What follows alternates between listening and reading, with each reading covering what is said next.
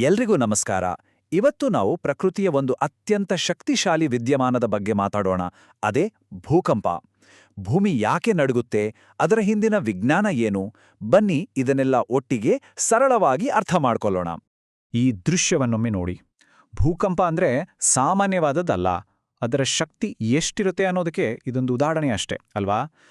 ಇಂಥ ಒಂದು ಘಟನೆಯ ಹಿಂದಿರೋ ವಿಜ್ಞಾನವನ್ನು ನಾವು ಯಾಕೆ ಅರ್ಥ ಮಾಡ್ಕೋಬೇಕು ಅಂದರೆ, ಅದು ನಮ್ಮನ್ನ ಹೆಚ್ಚು ಸುರಕ್ಷಿತವಾಗಿಡಲು ಮತ್ತು ಮುಂದಕ್ಕೆ ಚೆನ್ನಾಗಿ ತಯಾರಾಗಲು ಸಹಾಯ ಮಾಡುತ್ತೆ. ಹಾಗಾದ್ರೆ ಭೂಕಂಪ ಅಂದ್ರೆ ನಿಜವಾಗ್ಲೂ ಏನು? ತುಂಬಾನೇ ಸರಳವಾಗಿ ಹೇಳೋದಾದ್ರೆ, ನಮ್ಮ ಕಾಲ್ಕೆಳಗಿರೋ ಭೂಮಿಯ ಒಳಗೆ ದೊಡ್ಡ ದೊಡ್ಡ ಬಂಡೆಗಳ ಪದರಗಳು ಇದ್ದಕ್ಕಿದ್ದಾಗೆ ಹಾಗೆ ಜಾರಿದಾಗ ಆಗೋ ಒಂದು ಶೇಕ್ ಅಥವಾ ಕಂಪನ. ಆ ಕ್ಷಣದಲ್ಲಿ ಅಪಾರವಾದ ಶಕ್ತಿ ಬಿಡುಗಡೆಯಾಗುತ್ತೆ. ಆ ಶಕ್ತಿಯೇ ನಮ್ಗೆ ಭೂಮಿ ಕಂಪಿಸಿದ ಹಾಗೆ ಅನುಭವ ಆಗೋದು. ಸರಿ, ಇವತ್ತಿನ ಈ ಚರ್ಚೆಯಲ್ಲಿ ನಾವು ಏನೆಲ್ಲ ನೋಡ್ತೀವಿ ಅಂದ್ರೆ, ಭೂಕಂಪ ಅಂದ್ರೇನು, ಅದು ಯಾಕಾಗುತ್ತೆ, ಅದರಿಂದ ಬರುವ ತರಂಗಗಳು ಹೇಗಿರ್ತವೆ, ಅದನ್ನ ಹೇಗೆ ಅಳೆಯುತ್ತಾರೆ ಮತ್ತು ಪ್ರಪಂಚದಲ್ಲಿ ಎಲ್ಲೆಲ್ಲಿ ಇದು ಹೆಚ್ಚಾಗಿ ಆಗುತ್ತೆ ಅನ್ನೋದನ್ನ ಕ್ರಮವಾಗಿ ನೋಡೋಣ. ಮೊದಲನೇ ಭಾಗಕ್ಕೆ ಬರೋಣ. ಭೂಕಂಪದ ಮೂಲ ಎಲ್ಲಿದೆ ಅನ್ನೋದನ್ನ ಅರ್ಥ ಮಾಡ್ಕೊಳ್ಳೋಣ. ಇಲ್ಲಿ ಬರೋ ಕೆಲವೊಂದು ಪದಗಳು ಸ್ಪರ್ಧಾತ್ಮಕ ಪರೀಕ್ಷೆಗಳ ದೃಷ್ಟಿಯಿಂದ ತುಂಬಾನೇ ಮುಖ್ಯ. ಗಮನ ಇಟ್ಟು ಕೇಳಿ. ನೋಡಿ, ಭೂಕಂಪ ಶುರುವಾಗೋದು ಭೂಮಿಯ ಮೇಲ್ಮೈಯಲ್ಲಿ ಅಲ್ಲ, ಬದಲಿಗೆ ಅದರ ಆಳದಲ್ಲಿ. ಆ ಪಾಯಿಂಟ್ಗೆ ಹೈಪೋಸೆಂಟರ್ ಅಥವಾ ಫೋಕಸ್ ಅಂತ ಕರೀತಾರೆ. ಕನ್ನಡದಲ್ಲಿ ಭೂಕಂಪ ನಾಭಿ ಅಂತಾನೂ ಹೇಳ್ಬೋದು. ಇದೇ ಜಾಗದಲ್ಲಿ ಆ ಎನರ್ಜಿ ಮೊದಲ ಬಾರಿಗೆ ಬಿಡುಗಡೆಯಾಗೋದು.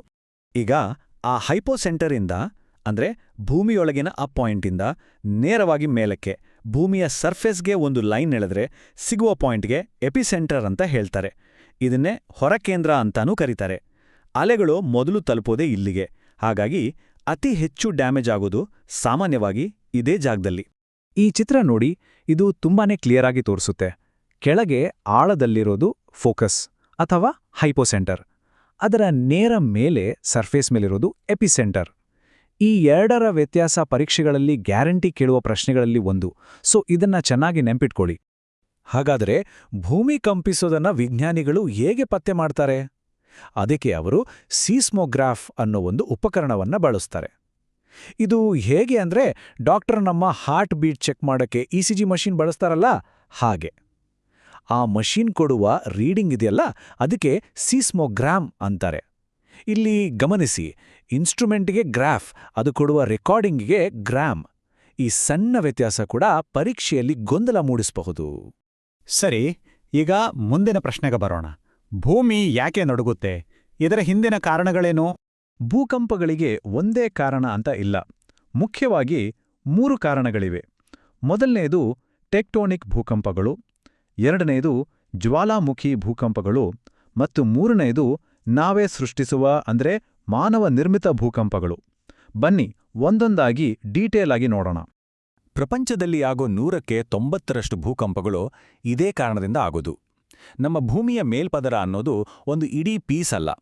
ಅದು ಒಡೆದ ಹೋದ ಮೊಟ್ಟೆಯ ಚಿಪ್ಪಿನ ಹಾಗೆ ದೊಡ್ಡ ದೊಡ್ಡ ಟೆಕ್ಟಾನಿಕ್ ಪ್ಲೇಟ್ಗಳಿಂದ ಮಾಡಲ್ಪಟ್ಟಿದೆ. ಈ ಪ್ಲೇಟ್ಗಳು ನಿರಂತರವಾಗಿ ಚಲಿಸ್ತಿರ್ತವೆ, ಒಂದಕ್ಕೊಂದು ತಾಗ್ತವೆ, ಒಂದರ ಕೆಳಗೆ ಇನ್ನೊಂದು ಹೋಗ್ತವೆ. ಹೀಗಾದಾಗ ಅವುಗಳ ಅಂಚಿನಲ್ಲಿ ಅಂಚ ಒತ್ತಡ ಬಿಲ್ಡ್ ಆಗುತ್ತೆ. ಆ ಒತ್ತಡ ತಡೆಯೋಕಾಗದೇ ಇದ್ದಾಗ ಅದು ಸಡನ್ನಾಗಿ ಬಿಡುಗಡೆಯಾದಾಗ ದೊಡ್ಡ ವಿನಾಶಕಾರಿ ಭೂಕಂಪಗಳು ಆಗ್ತವೆ. ಇನ್ನು ಎರಡನೇ ವಿಧ ಜ್ವಾಲಾಮುಖಿ ಭೂಕಂಪಗಳು. ಸಾಮಾನ್ಯವಾಗಿ ಜ್ವಾಲಾಮುಖಿ ಸ್ಫೋಟ ಆಗೋಕೆ ಮುಂಚೆ ಈ ತರಹದ ಭೂಕಂಪಗಳು ಆಗ್ತವೆ. ಯಾಕಂದ್ರೆ ಭೂಮಿಯ ಆಳದಿಂದ ಬಿಸಿಯಾದ ಶಿಲಾರಸ ಅಂದ್ರೆ ಮ್ಯಾಗ್ಮಾ ಮೇಲಕ್ಕೆ ಬರಬೇಕಾದ್ರೆ ಅದು ತನ್ನ ದಾರಿಯಲ್ಲಿರೋ ಬಂಡೆಗಳನ್ನ ಒಡಿತಾ ಬರುತ್ತೆ. ಈ ಪ್ರಕ್ರಿಯೆಯಲ್ಲಿ ಸಣ್ಣ ಸಣ್ಣ ಕಂಪನಗಳು ಉಂಟಾಡುತ್ತೆ.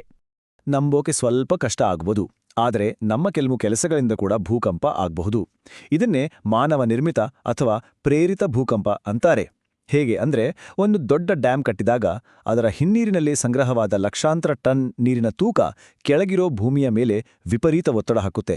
ಹಾಗೆಯೇ ಆಳವಾದ ಗಣಿಗಾರಿಕೆ ಅಥವಾ ಭೂಮಿ ಒಳಗೆ ಮಾಡುವ ನ್ಯೂಕ್ಲಿಯರ್ ಟೆಸ್ಟ್ಗಳು ಕೂಡ ಭೂಮಿಯ ಬ್ಯಾಲೆನ್ಸ್ ತಪ್ಪಿಸಿ ಭೂಕಂಪಕ್ಕೆ ಕಾರಣ ಆಗ್ಬೋದು.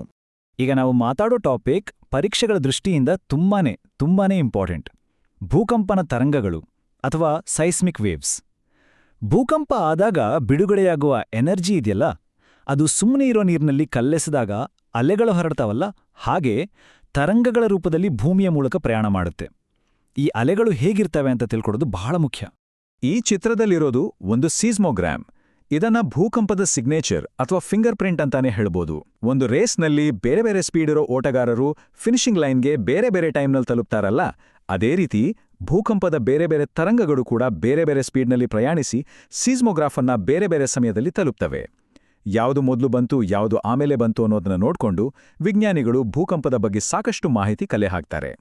ಈ ಸೈಸ್ಮಿಕ್ ವೇವ್ಸ್ ಅನ್ನ ನಾವು 2 ಮುಖ್ಯ ಗುಂಪುಗಳಾಗಿ ವಿಂಗಡಿಸಬಹುದು. ಮೊದಲನೇದು ಬಾಡಿ ವೇವ್ಸ್ ಅಥವಾ ದೇಹ ತರಂಗಗಳು. ಇವು ಭೂಮಿಯ ಒಳಭಾಗದ ಮೂಲಕ ಅಂದ್ರೆ ಬಾಡಿ ಮೂಲಕ ಹಾದುಹೋಗ್ತವೆ. ಎರಡನೇದು ಸರ್ಫೇಸ್ ವೇವ್ಸ್ ಅಥವಾ ಮೇಲ್ಮೈ ತರಂಗಗಳು. ಹೆಸರೇ ಹೇಳೋ ಹಾಗೆ ಇವು ಭೂಮಿಯ ಮೇಲ್ಮೈಯಲ್ಲಿ ಮಾತ್ರ ಚಲಿಸ್ತವೆ. ದುಃಖದ ಸಂಗತಿ ಅಂದ್ರೆ ನಮಗೆ ಅತಿ ಹೆಚ್ಚು ಹಾನಿ ಮಾಡೋದು ಇದೇ ಸರ್ಫೇಸ್ ವೇವ್ಸ್. ಸರಿ, ಈಗ ಬಾಡಿ ವೇವ್ಸಲ್ಲಿರೋ 2 ವಿಧಗಳನ್ನ ನೋಡೋಣ. ಮೊದಲನೇದು ಪಿ ವೇವ್ಸ್. ಪಿ ಅಂದ್ರೆ ಪ್ರೈಮರಿ. ಇವು ಫಸ್ಟ್ ಬರೋದ್ರಿಂದ ಇವಕ್ಕೆ ಈ ಹೆಸರು. ಇವು ತುಂಬಾನೇ ಫಾಸ್ಟ್. ಸೀಸ್ಮೋಗ್ರಾಫ್ ಹತ್ರ ಬರುವ ಮೊದಲ ಅತಿಥಿ ಇವೆ. ಇವು ಹೇಗೆ ಚಲಿಸ್ತವೆ ಅಂದ್ರೆ ಒಂದು ಸ್ಪ್ರಿಂಗನ್ನ ಮುಂದಕ್ಕೆ ತಳ್ಳಿ ಮತ್ತೆ ಹಿಂದಕ್ಕೆ ಎಳೆದ ಹಾಗೆ ಕಂಪ್ರೆಸ್ ಆಗ್ತಾ ಎಕ್ಸ್ಪ್ಯಾಂಡ್ ಆಗ್ತಾ ಹೋಗ್ತವೆ. ಇವುಗಳ ಸ್ಪೆಷಾಲಿಟಿ ಏನ್ ಗೊತ್ತಾ? ಇವು ಘನ, ದ್ರವ, ಅನಿಲ ಹೀಗೆ ಯಾವುದೇ ಮಾಧ್ಯಮದ ಮೂಲಕವೂ ಹಾದು ಹೋಗಬಲ್ಲವು. ಪಿ ವೇವ್ಸ್ ಬಂದ್ಮೇಲೆ ಬರೋದು ಎಸ್ ವೇವ್ಸ್. ಎಸ್ ಅಂದ್ರೆ ಸೆಕೆಂಡರಿ. ಇವು ಪಿ ವೇವ್ಸ್ಗಿಂತ ನಿಧಾನ. ಇವುಗಳ ಚಲನೆ ಹಾವಿನ ಹಾಗೆ ಅಡ್ಡಡ್ಡಲಾಗಿ ಮೇಲೆ ಕೆಳಗೆ ಇರುತ್ತೆ. ಆದರೆ ಪರೀಕ್ಷೆ ದೃಷ್ಟಿಯಿಂದ ಒಂದು ಅತ್ಯಂತ ಪ್ರಮುಖವಾದ ವಿಷಯ ಇದೆ. ಅದೇನೆಂದರೆ ಎಸ್ ವೇವ್ಸ್ ದ್ರವ ಪದಾರ್ಥಗಳ ಮೂಲಕ ಅಂದ್ರೆ ಲಿಕ್ವಿಡ್ಸ್ ಮೂಲಕ ಹಾದು ಹೋಗಲು ಸಾಧ್ಯವಿಲ್ಲ. ಇದೊಂದು ಪಾಯಿಂಟ್ ತುಂಬಾನೇ ಇಂಪಾರ್ಟೆಂಟ್. ಯಾಕಂದ್ರೆ ಇದೇ ಗುಣದಿಂದ ವಿಜ್ಞಾನಿಗಳಿಗೆ ಭೂಮಿಯ ಹೊರಗಿನ ಕೋರ್ ದ್ರವ ರೂಪದಲ್ಲಿದೆ ಅಂತ ಕಂಡುಹಿಡಿಯೋಕೆ ಸಾಧ್ಯವಾಗಿದ್ದು. ಈಗ ಈ ಚಿತ್ರವನ್ನ ಗಮನಿಸಿ. ಇದು ನಾವು ಮಾತಾಡಿದ 4 ತರಂಗಗಳ ಚಲನೆಯನ್ನು ತುಂಬಾ ಚೆನ್ನಾಗಿ ತೋರಿಸುತ್ತೆ. ನೋಡಿ, ಪಿ ವೇವ್ ಹೇಗೆ ಮುಂದೆ ಹಿಂದೆ ಹೋಗುತ್ತೆ, ಎಸ್ ವೇವ್ ಹೇಗೆ ಮೇಲೆ ಕೆಳಗೆ ಹೋಗುತ್ತೆ. ಇನ್ನು ಕೆಳಗಿರೋ ಸರ್ಫೇಸ್ ವೇವ್ಸ್, ಲವ್ ಮತ್ತೆ ರೇಲಿ ವೇವ್ಸ್ ನೋಡಿ, ಅವುಗಳ ಚಲನೆ ಇನ್ನೂ ಸಂಕೀರ್ಣವಾಗಿದೆ. ಅಡ್ಡ, ಉದ್ದ ಮತ್ತು ಉರುಳೋ ಥರ. ಈ ತರಹದ ಚಲನೆಗಳಿಂದಲೇ ಕಟ್ಟಡಗಳಿಗೆ ಅತಿ ಹೆಚ್ಚು ಹಾನಿಯಾಗೋದು. ಸರಿ, ಈಗ ಭೂಕಂಪವನ್ನ ಅಳೆಯೋದು ಹೇಗೆ ಅಂತ ನೋಡೋಣ. ಇಲ್ಲಿ ಸಾಮಾನ್ಯವಾಗಿ ಒಂದು ಗೊಂದಲ ಆಗತ್ತೆ. ಮ್ಯಾಗ್ನಿಟ್ಯೂಡ್ ಅಂದ್ರೇನು, ಇಂಟೆನ್ಸಿಟಿ ಅಂದ್ರೇನು, ಅಂದ್ರೆ ಪರಿಮಾಣಕ್ಕೂ ತೀವ್ರತೆಗೂ ಇರೋ ವ್ಯತ್ಯಾಸ ಏನು? ಈ ವ್ಯತ್ಯಾಸವನ್ನ ಅರ್ಥ ಮಾಡ್ಕೊಳ್ಳೋಕೆ ಒಂದು ಸಿಂಪಲ್ ಉದಾಹರಣೆ ತಗೊಳ್ಳೋಣ. ರಿಕ್ಟರ್ ಸ್ಕೇಲ್ ಭೂಕಂಪದ ಮೂಲದಲ್ಲಿ ಎಷ್ಟು ಶಕ್ತಿ ಬಿಡುಗಡೆ ಆಯ್ತು ಅನ್ನೋ ಮ್ಯಾಗ್ನಿಟ್ಯೂಡ್ ಅಥವಾ ಪರಿಮಾಣವನ್ನ ಹೇಳುತ್ತೆ. ಇದೊಂದು ಸಂಖ್ಯೆ. ಉದಾಹರಣೆಗೆ 7.2 ಮ್ಯಾಗ್ನಿಟ್ಯೂಡ್. ಇದು ಇಡೀ ಭೂಕಂಪಕ್ಕೆ ಒಂದೇ ಸಂಖ್ಯೆ. ಇದನ್ನ ಒಂದು ಬಲ್ಬ್ನ ವ್ಯಾಟ್ಸ್ ಅಂತ ಅಂದ್ಕೊಳ್ಳಿ. ಆದರೆ ಮರ್ಕೆಲಿ ಸ್ಕೇಲ್ ಇದೆಯಲ್ಲ, ಅದು ಇಂಟೆನ್ಸಿಟಿ ಅಥವಾ ತೀವ್ರತೆಯನ್ನ ಹೇಳುತ್ತೆ. ಅಂದ್ರೆ ಒಂದು ಜಾಗದಲ್ಲಿ ಆ ಭೂಕಂಪದ ಎಫೆಕ್ಟ್ ಎಷ್ಟಿತ್ತು ಅಂತ. ನೀವು ಬಲ್ಬ್ ಹತ್ರ ಇದ್ರೆ ಬೆಳಕು ಜಾಸ್ತಿ, ದೂರ ಹೋದ್ರೆ ಬೆಳಕು ಕಡಿಮೆ ಅಲ್ವಾ? ಹಾಗೆಯೇ ಎಪಿಸೆಂಟರ್ ಹತ್ರ ತೀವ್ರತೆ ಜಾಸ್ತಿ, ದೂರ ಹೋದಂತೆ ತೀವ್ರತೆ ಕಡಿಮೆ. ಸರಿ, ಈಗ ಸ್ವಲ್ಪ ಝೂಮ್ ಔಟ್ ಮಾಡಿ ಇಡೀ ಪ್ರಪಂಚದ ದೃಷ್ಟಿಯಿಂದ ನೋಡೋಣ. ಭೂಮಿಯ ಮೇಲೆ ಎಲ್ಲೆಲ್ಲಿ ಭೂಕಂಪಗಳು ಹೆಚ್ಚಾಗಿ ಆಗ್ತವೆ?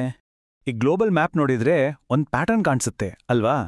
ಭೂಕಂಪಗಳು ಎಲ್ಲೆಂದರಲ್ಲಿ ರ್ಯಾಂಡಮ್ ಆಗಿ ಆಗಲ್ಲ. ಅವು ಹೆಚ್ಚಾಗಿ ಟೆಕ್ಟಾನಿಕ್ ಪ್ಲೇಟ್ಗಳ ಅಂಚುಗಳಲ್ಲಿ ಅಂದ್ರೆ ಬೌಂಡ್ರಿಗಳಲ್ಲಿ ಆಗುತ್ತವೆ. ಪ್ರಪಂಚದ ಸುಮಾರು 80% ಅಷ್ಟು ಭೂಕಂಪಗಳು ಪೆಸಿಫಿಕ್ ಸಾಗರದ ಸುತ್ತ ಒಂದು ರಿಂಗ್ ಆಕಾರದಲ್ಲಿರೋ ರಿಂಗ್ ಆಫ್ ಫೈರ್ ಅನ್ನೋ ಜಾಗದಲ್ಲೇ ಆಗೋದು. ನಮ್ಮ ಭಾರತಕ್ಕೆ ಬಂದ್ರೆ ಹಿಮಾಲಯ ಪರ್ವತ ಶ್ರೇಣಿ ಒಂದು ಅತ್ಯಂತ ಹೈ ರಿಸ್ಕ್ ಝೋನ್ ಆಗಿದೆ.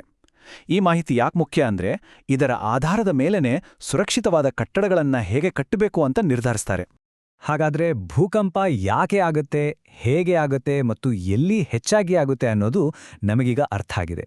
ಆದರೆ ವಿಜ್ಞಾನದ ಮುಂದೆ ಇರೋ $1 ಮಿಲಿಯನ್ ಪ್ರಶ್ನೆ ಅಂದ್ರೆ ಅದು ಯಾವಾಗುತ್ತೆ ಅನ್ನೋದು.